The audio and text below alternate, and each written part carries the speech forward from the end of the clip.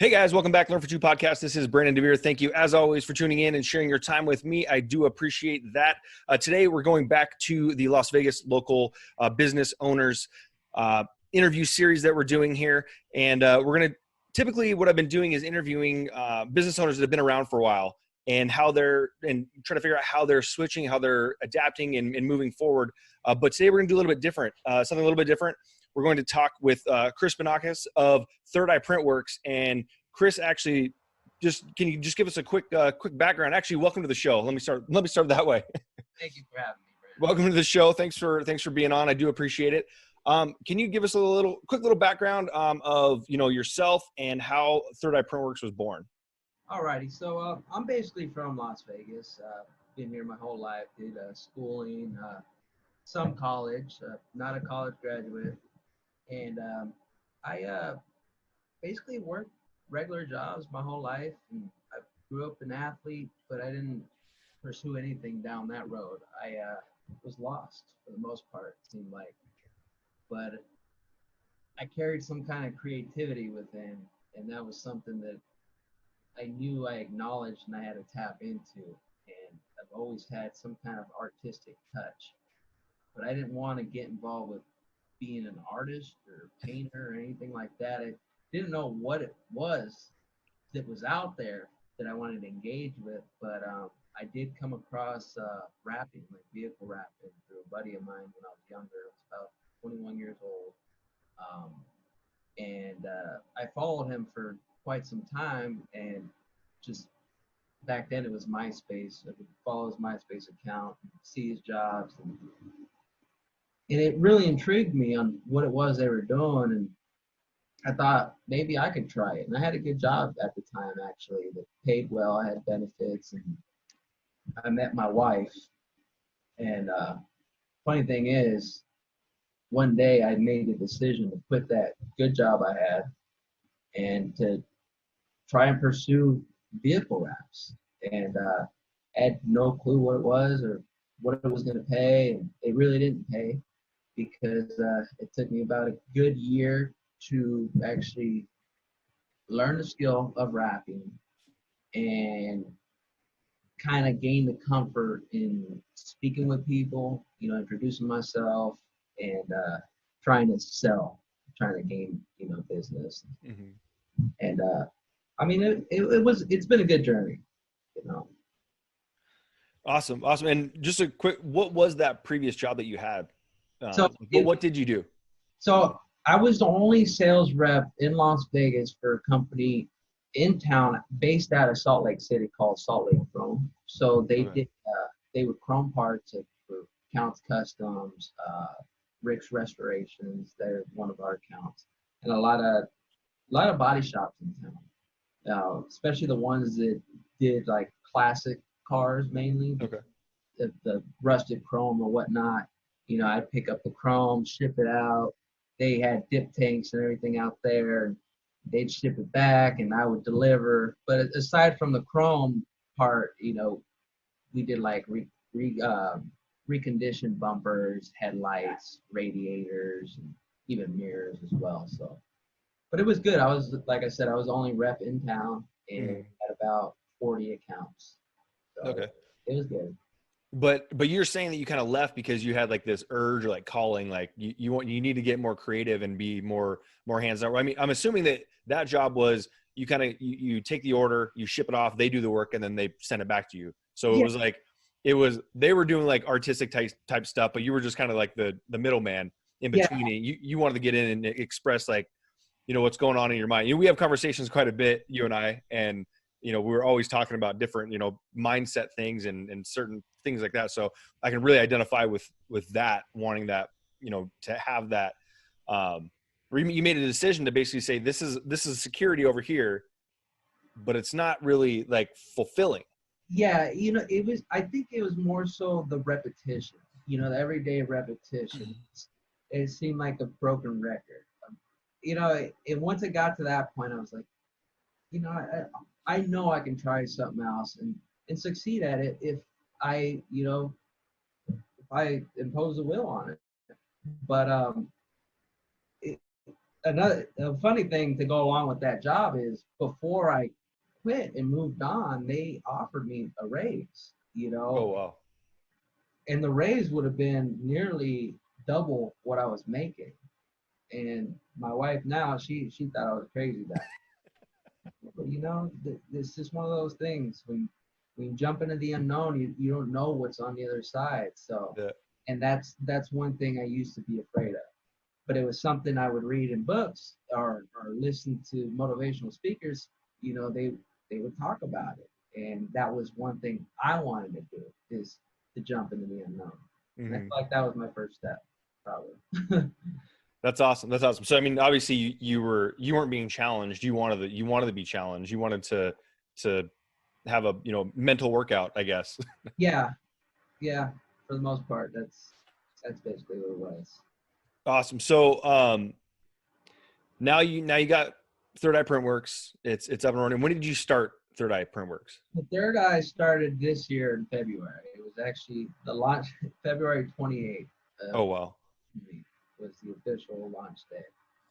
So now wanting a challenge, like how much more of a challenge could you really ask for, right? Like all of a sudden you go in and actually, can you tell us a little bit what Third Eye Printworks is, before we get into like how much of a challenge it is? So Third Eye Printworx, we're a design grand format printing company. So we do graphic design work, we do logos, vehicle wraps, boats, commercial graphics, storefront graphics, trade show graphics, anything along the lines that do with marketing and advertising, like as a visual, we can supply it. We do a lot of event graphics as well. Um, we could put graphics on cinder block walls if need be, floors, swimming pools, like literally at the bottom. It's Yeah. just, there's an ample amount of things we can do. And I figured that's why I launched this company, because of the variety of services we can offer. Oh yeah, you can be working on. I had no idea about pools. Like that you would do that to a pool, but now I'm trying to think about the application process. But yeah, so I mean, you could be doing a car one day, the bottom of a pool, the next day, a Yeah. storefront, the So next day. the pool, years ago, I did a job at the Palms, and they were hosting at their pool. They were hosting a party for Bud Light, Oh, and okay. what I was sent out there to do was to basically guide some graphics that were Bud Light logos that basically suction cup to the bottom of the pool. It's just some kind of technology they infuse in these materials, make them work, and when the party's over, it's as easy as just peeling up the edge and pulling it out of the water. Oh, that's awesome. Oh, so you actually install it with? Do you install it with the water in the pool? Water in the pool. Yeah. Oh, wow. I'm sitting here thinking you're draining the pool, you're letting it dry, you got to do all that stuff. No. Wow. Yeah, it like I said, technology has really benefited this industry as far as material grade, and that's a challenge I have to keep up with is technology. When Mhm. next thing coming out, because there's so many different companies now as well that are manufacturing different types of material, and that's where I kind of lack doing my research because I stay busy, especially trying to take on design. Mhm. I haven't always been a designer, but I like to call myself a designer now because I train at it and I'm producing work, that entails me designing. So yeah, That's awesome. So that's probably your preferred is the actual like designing. Is it? Do you like the actual like the drawing of what you're doing, or do you like the concept like coming up with something, or? I think it is the concept of brainstorming and Mhm. tapping in, and it's weird because I get lost in that. I could be stuck on one simple design, but I will make it so difficult because of how scattered my creativity gets. Mhm. And I'll create like 5 different samples of one simple little design just so I can, propose it to a customer and say, hey, Mhm. I went ahead and created this many samples, to go along with what you were envisioning. But let me know if you still want to go with the one you prefer. If so, that's okay. Yeah. But it allows, when I do that, it allows me to perfect my design skills I've learned because there's a lot of steps I used to take. And when I say used to, I mean like 2.5 months ago.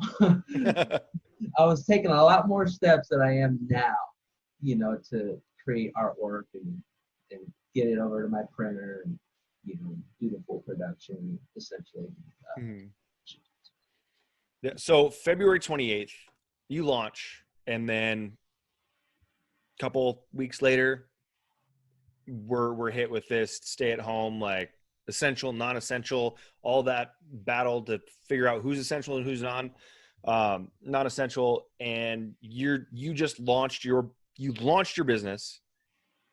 Oh, here it is, and you get this news, and what goes through your mind? Well, I kind of laughed at first because it just seemed coincidental. Like, oh, I just launched my company and we got to shut it down. Uh, but it didn't affect me in that negative sense. What it did was it sparked a fire on me. I said, okay, you know what? I'm not the only one going through this. I understand it's at a global scale.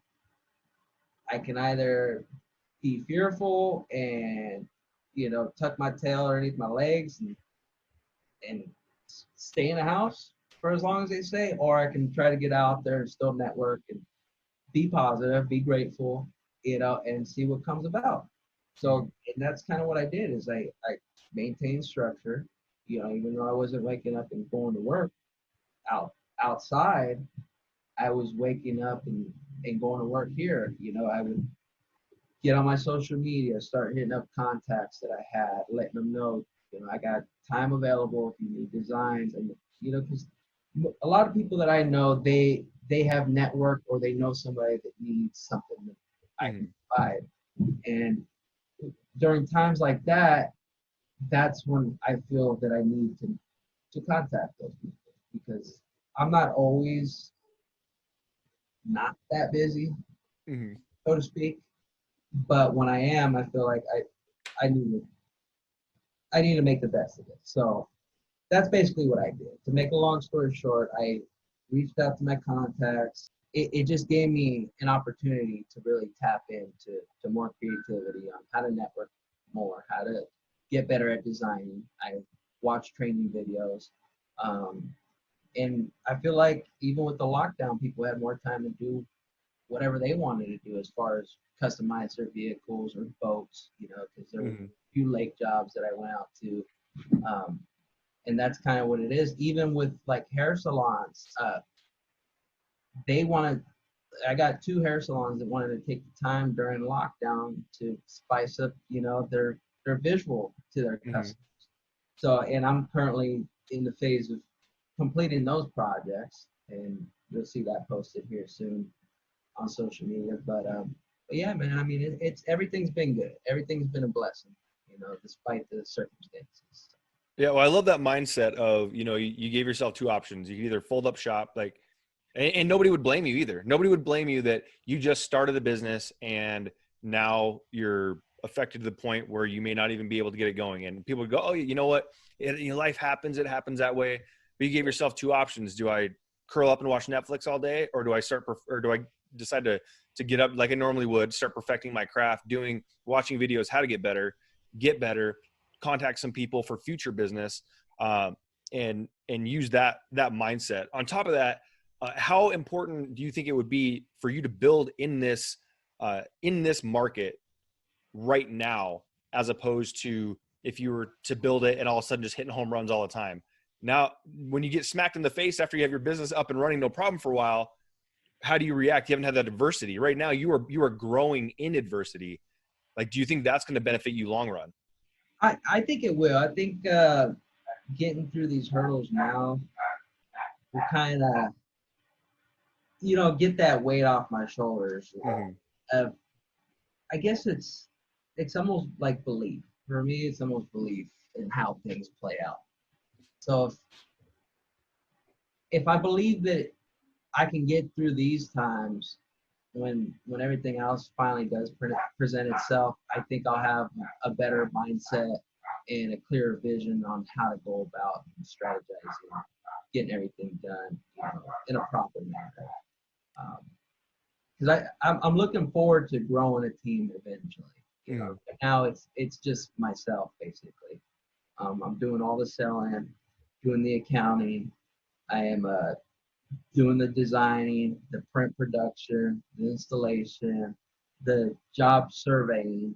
Yeah, there's a lot of time that goes into, just one single project, but I enjoy it, especially during a lockdown because I'm not at home every day and I'm doing something that I love. So No, that's awesome. So what are, I mean, you said that, what's the most interesting job? Maybe not in just in for, your business now, but like you said, like the pool one sounds pretty interesting. What is the most like interesting or the hardest, I guess, complicated, biggest challenge that you've had, in this, doing print type work? so it so okay. I was a previous owner of another company prior. Um, Back in 2013 to 2015, I was the owner of a company called Rapid Installers, and we were based in Las Vegas, but we were basically stationed in Southern California because we had West Coast Customs, we had Ghostlight Films, a few other movie production companies, and a few other custom shops. And one job that's really strikes most is Miley Cyrus's car. We did a Monte Carlo. It was made at 66% scale, and it was used in her Bangers tour. But what they wanted us to do was make the car look like it was dipped in 24 karat gold. So that's what we did. We wrapped it in gold chrome, even the rims and spinners.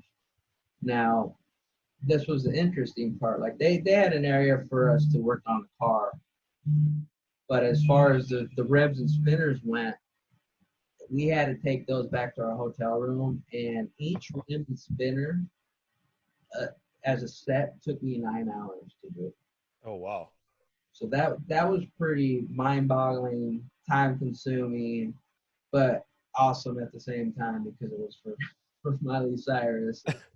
And just getting to see her on the car, at her concerts when she's traveling around, that was amazing. We did jobs for like Justin Bieber, we did Jurassic Park, we got to wrap some they were the G-Wagons, Okay.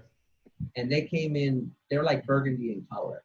Well, the ones in the movies, they're silver with blue, so we had to do a full color change on them.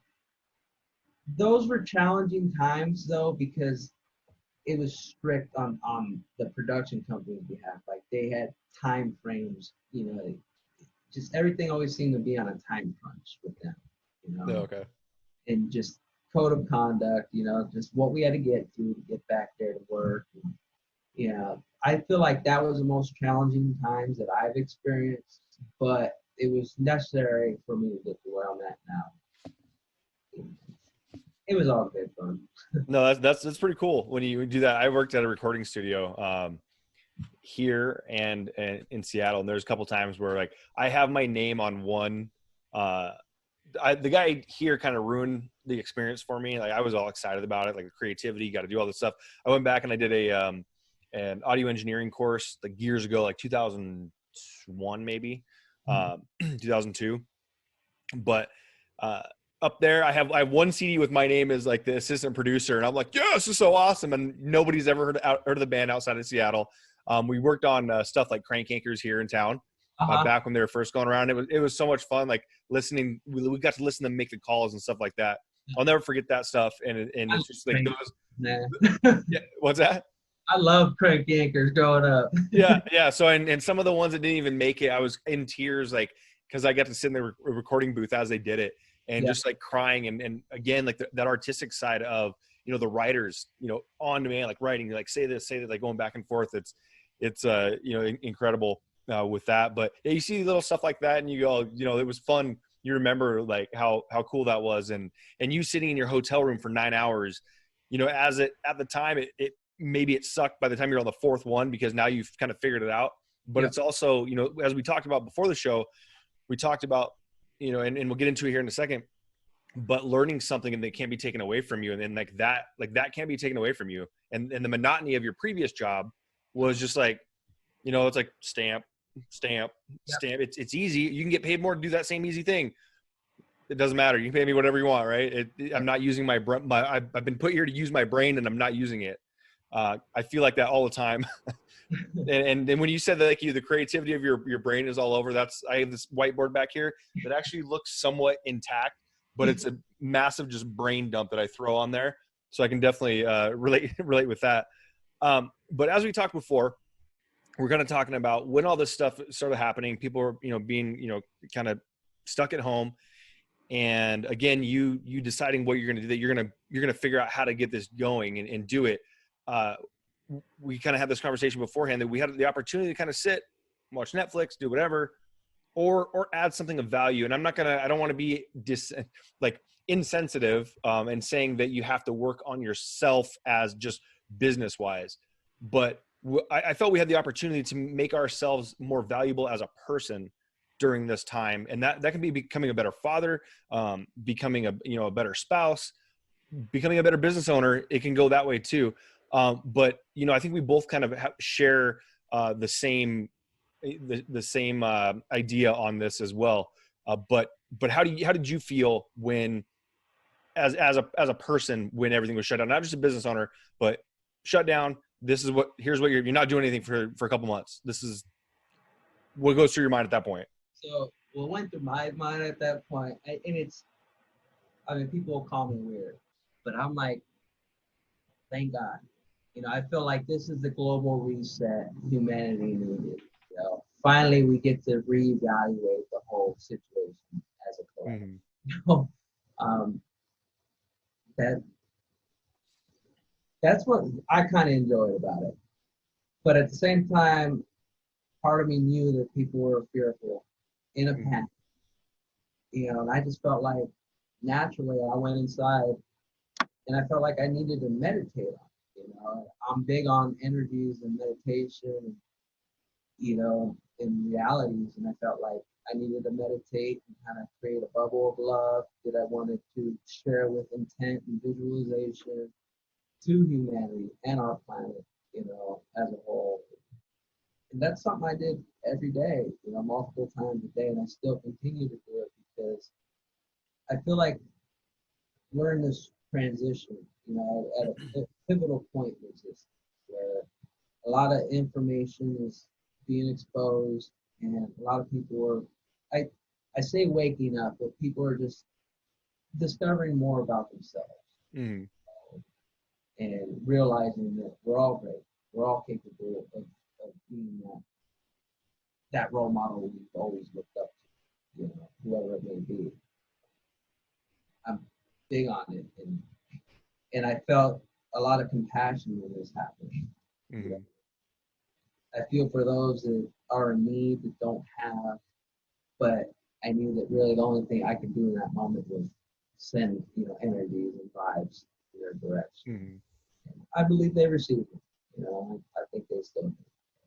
Yeah, well, I feel a little bit like this is the first time in a long time that we all are, I don't want to say all are one, but we're all experiencing a hardship in one way or another. I've heard somebody say, like, this was mentioned the other day on the podcast, but I heard somebody say, you know, we're not all in the same ship, but we're in the same sea, right? The same storm.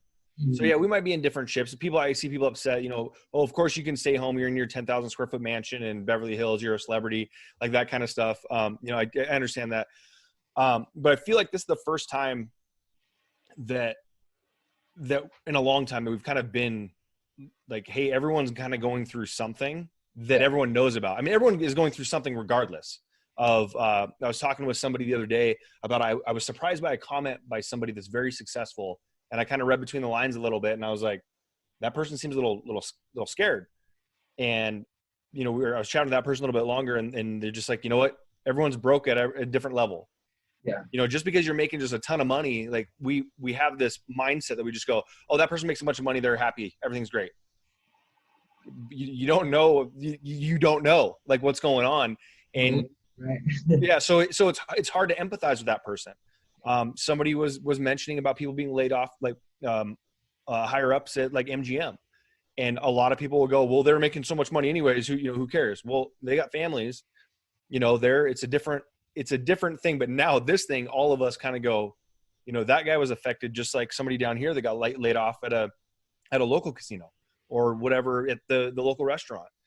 And so it's kind of, I think it's kind of helped us in that way. I've always been like a believer, like as you start going out, it takes,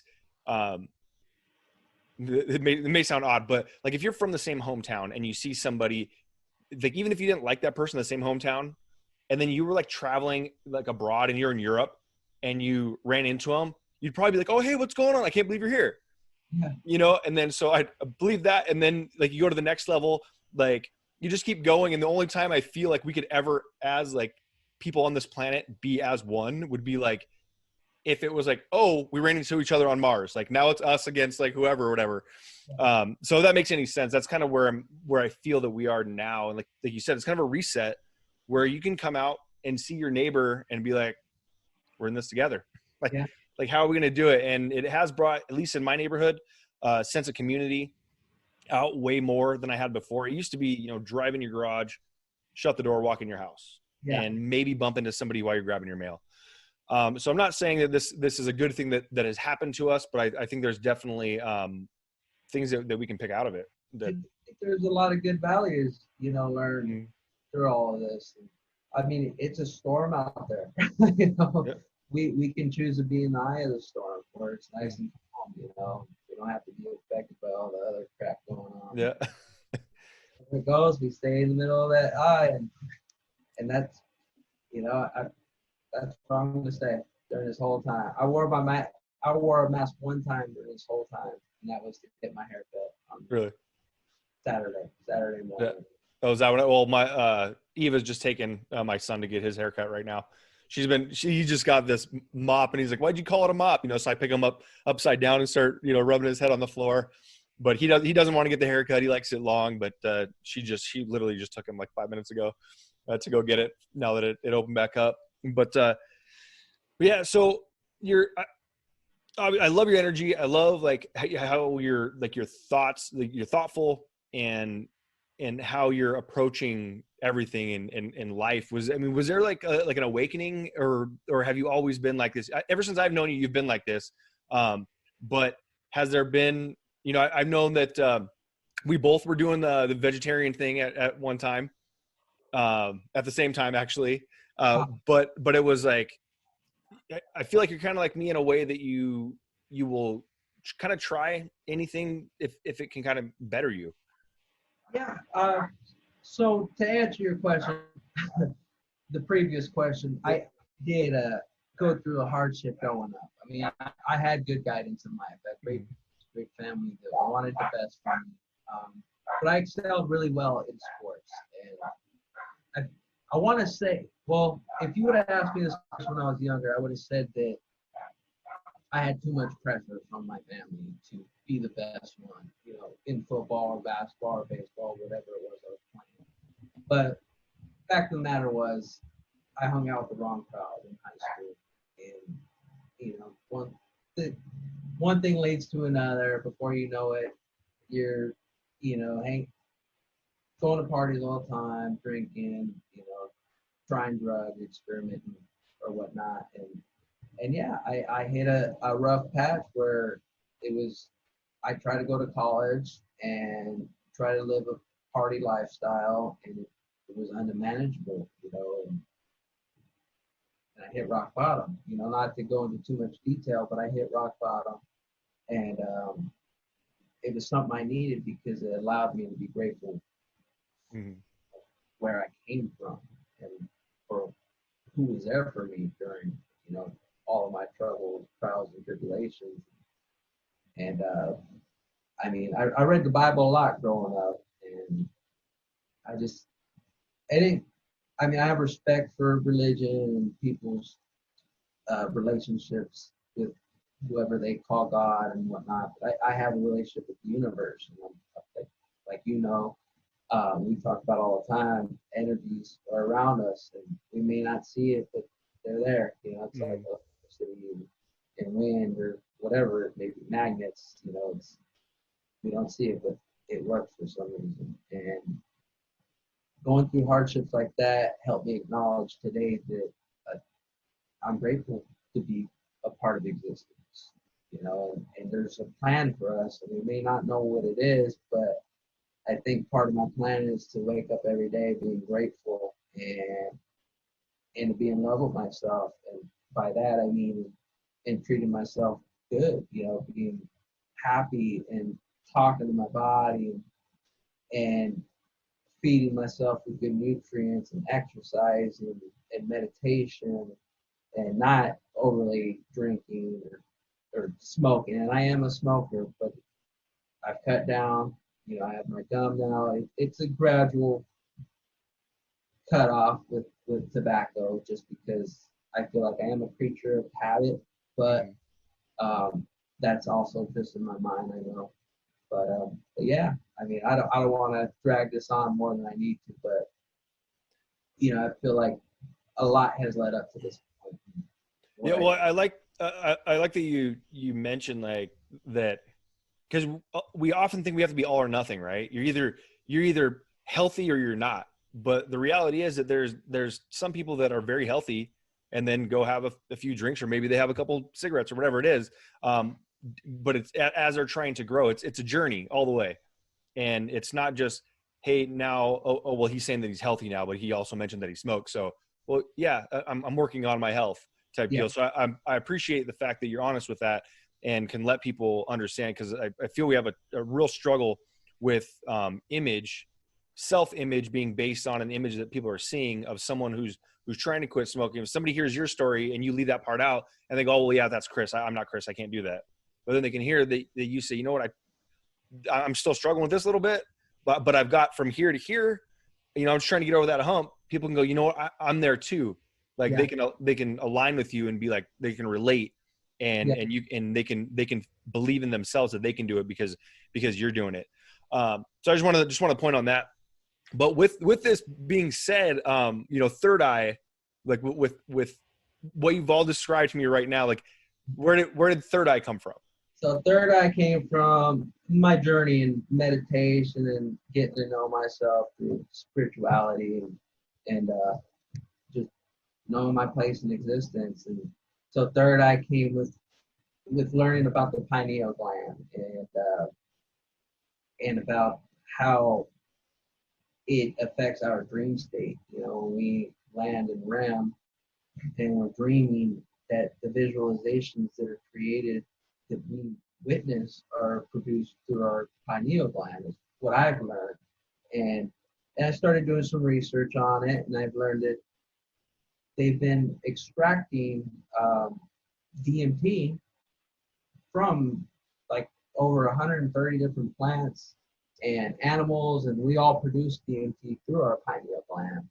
And I mean, they call it a drug. It's a substance that it's not allowed in our country, of course. But unless you're like part of a certain group or church, or they can experiment with it. But what I've learned from it, it's when you either smoke it or however you consume it, you experience it's really like a 15-minute journey, but it seems like days.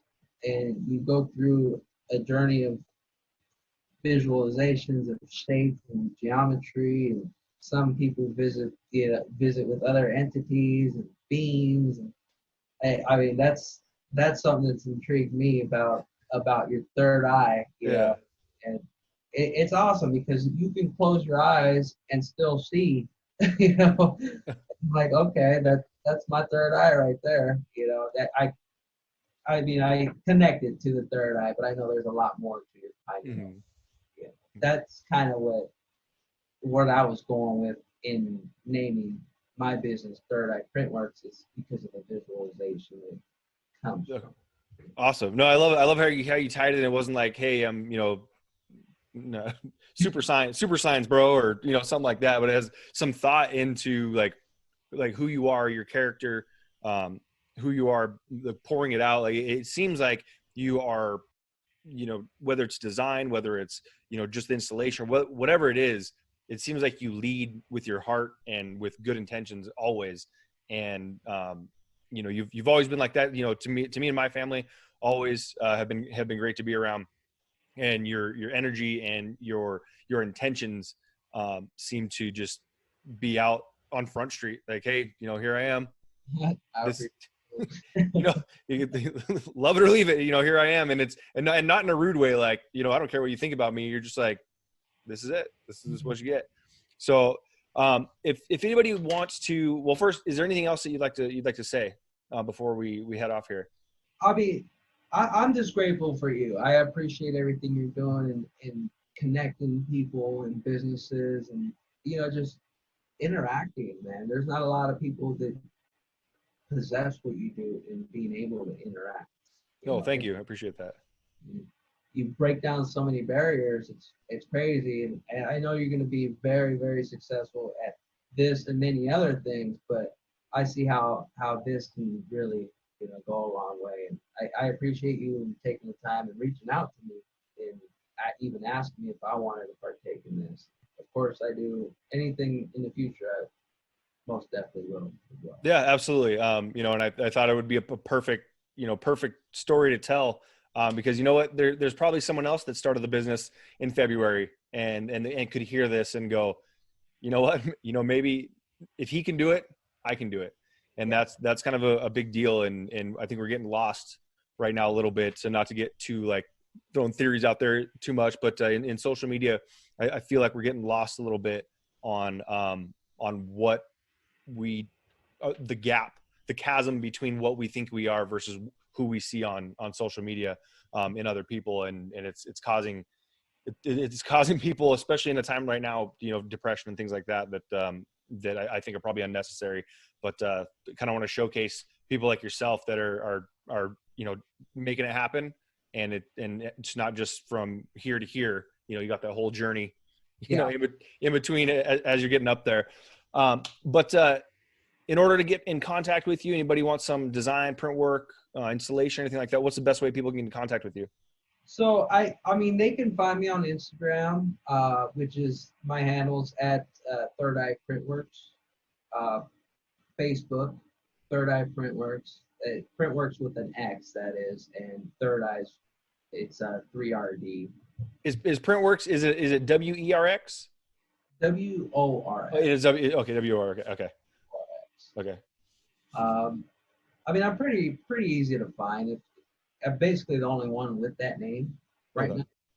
So I might not be up there in the Google search engine, but if you have Instagram or Facebook, you can find me there. I mean, I don't mind giving my number out. It's on my business cards. Okay. Yeah, go ahead if you want. 702-672-5756. That's my number. Feel free to call me, text me. I mean, I'm pretty good about replying right away, but if I don't, I usually in the same day I will. And just so people know out there in the audience, we do have like multiple designers that we network with. Like if there's larger scale projects, I have all the means of creating a team to, generate a job. Okay, good. Yeah, that's good to know. Yeah, installation crews. I mean, we can get equipment at like forklifts, scissor lifts, boom lifts, if need be. I've dealt with jobs where we had to rappel from the top of buildings just to, wrap some buildings. So there's a lot that I can orchestrate to get a job done. I keep it minimal for myself because I'm handling a lot of the jobs that I'm doing. Mm-hmm. But in case somebody wants like something big done, we can handle it. All right, perfect. Chris, my man, thank you so much. I appreciate having you on, sharing your story with us, and as always, rooting for you. And hopefully, we can get you in connected with some people who are listening to this that could use your services. And definitely recommend you myself. So great talking with you, and I'll chat with you later. All righty. Thank you very much. Appreciate it.